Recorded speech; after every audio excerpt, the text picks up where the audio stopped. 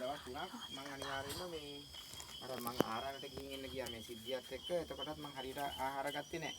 Bus වල යන එන ඒව ආහාර රටාව වෙනස් වුණා. මේ ආහාර ගත්තා වුණත් ආහාර රටාව වෙනස් වුණාන් පස්සේ කොහොමත් බස් එකේ එනකොට එකපාරට මහ විශාලට වමනෙත් දැම්මා. කවදාවත් නොවෙච්ච විදිහට ඒ තරම් يعني ඇඟේ අපහසුතාවය තියෙනවා. ඒතර මම මේ විශේෂයෙන්ම මේ වීඩියෝ වලින් බලාපොරොත්තු වෙන්නේ මේ සමස්ත ලෝකයා දැනගන්න ඕන ඇත්ත කියන දේ. එච්චරයි ඇත්ත කියන දේ දැන් හෙට හැන්දෑවේ 6 වෙනකොට හෙට හැන්දෑවේ මේ වගේ වෙලා වෙනකොට මේ මගේ අසනීප කියන්නේ මේ මගේ කියන්නේ මේක සත්‍යක්‍රියාවක්. අනේ කවුරුර කෙනෙක් මේක උපවාස කරනවා කියලා හිතුවොත් මේක සම්පූර්ණ වැරදි කතාවක්. මේක සත්‍යක්‍රියාවක්. දැන් මේ ආහාර දුන්නා කියලා මම ගන්න නැහැ නේ. දැන් මේව දුන්නා කියලා මම මෙහෙම ගන්න නැහැ. මේ කට්ටිය දුන්නට මම ගන්න නැහැ. මේ වතුර තමයි ගන්නෙ. එතන මේ දැන් මේ පැය 24ක් ගෙවුණු තන තත්ත්වය මේක දැන් මේ ඇවිල්ලා ඉන්න කට්ටියටත් ඉතින් පෙන්වන්න මෙන්න මේකට ඇවිල්ලා ඉන්න කට්ටිය දැන් මට මෙයාලා දාන්නේ කියන කියලා කිව්වේ මේ ඒකට ඔයගොල්ලෝ අර පැත්තට මහරවල පෙන්වන්න මේ එයාලත් පෙන්වන්න පුළුවන් නේ ඇවිල්ලා ඉන්න කට්ටියත් පෙන්වන්න පුළුවන්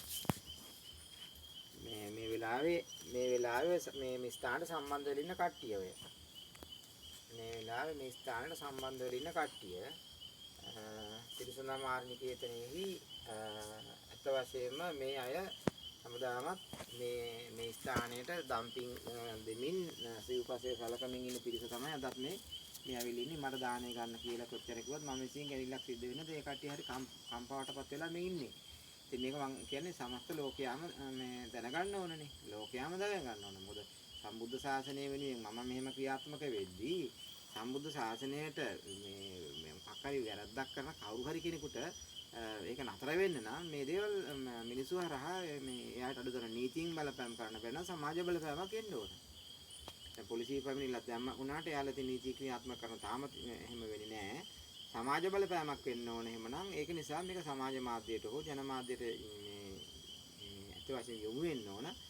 ඉතින් මම පිළිවෙල කියලා තියෙනවා. මම පැය 24ට අද මේ වෙනකොට මට කතා කරන්න ටිකක් අපහසු තත්ත්වයක් ඇවිල්ලා තියෙනවා. ඒකට අමාරු තත්ත්වයක් ඇවිල්ලා තියෙනවා. හෙට වෙනකොට මම තව දුරටත් දැන් මේ අද බොහෝ දුරට මේ මට්ටමින් හරි සෝෂල් මීඩියා නැත්නම් මේ සමාජ මාධ්‍යයට දමන්න පුළුවන් විදිහට මේ පටිගත කරන එකෙන් සමහර විට මම මේ තීරණවල යම් මේ කියන්නේ සියලු දෙනාට දැන් දැනුවත් වෙන්නේ නේ කියන්නේ බලාපොරොත්තු වෙන්නේ. ඊට පස්සේ මම තීරණ මීට වඩා පොඩි වෙනස්කම් කරන්න පුළුවන්.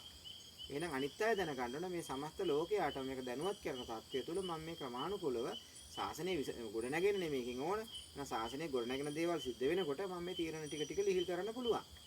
එහෙම නැත්නම් මේ කෙනෙක් වැරදි වැටීම් වලට එනවා මේ උපවාස කරනවා හරි මොනවද ඉල්ලීම් දෙන ගන්න කරන වැඩක් නෙවෙයි මේ. සම්මත සම්බුද්ධ ශාසනය වෙච්ච විනාශය. මොකද හාමුදුරුවෝ ඇවිල්ලා මෙතන විනාශ කරලා මේ ඔක්කොම උද්ඝෝෂණ කරලා මහ විශාලට ලෝකයට ඉදිරිය අපහාස නින්දා කරලා ඒක තමයි මේකට මේ ආරම්භ වෙන හේතුනේ. කියන්නේ ඊයේ ආරම්භ වෙන හේතුව. නැත්නම් මීට කලකට ඉහත මේ ප්‍රශ්න දිගින් දිගටම තිබුණා. දිගින් දිගටම හාමුදුරුවෝ මේ ධර්ම දේශනා කරනකොට දිගින් දිගට ප්‍රශ්න ඇද්දා. බොහෝ දුරට මම මේ කියන්නේ වෙනදා නම් උනේ මම මීට වඩා වෙනස් තීරණ ගත්තේ. අද මේ මෙච්චර පිරිසක් මම වටා ඉන්න නිසා දැන් මෙතනට වඩා ලොකු පිරිසක් තව ඉන්නවා ආවේ නැතුව ඒ නිසා තමයි මම අද මෙහෙම තීරණ ගත්තේ. වෙනදා මම මීට වඩා වෙනස් තීරණ ගත්තේ මෙහෙම ප්‍රශ්නවලදී. ඒව මොනවද කියලාත් මම ඉස්සරහට කියන්නම්. එන මම අඩපණ වේගෙන එනකොට මගේ සැබෑම කතාව කියනකොට තමයි මිනිස්සු පිළිගන්නේ. නැත්තම් මිනිස්සු පිළිගන්නේ නැහැ. මම මීට වඩා වෙනස් තීරණ අවුරුදු 20ක් නේ. මීට වඩා වෙනස් තීරණ ගත්තේ. මොනවද ගත්ත තීරණ කියලා මම හෙට දවසේ සමහරට අනිද්දා දවසේ වෙනකොට කියන්නම්. සමහරට මම හෙට ඉස්පිරිතාලේ ගිහලා නතර වෙන්න ඉඩ තියෙනවා.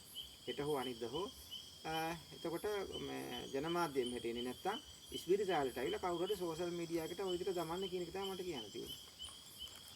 ඔච්චරම මට කියන්න තියෙන්නේ. ඉතින් හෙට වෙනකොට බලමු අපි නැවතත් මේ වගේ පැහැදිලි කිරීමක් මම කරන්නම්.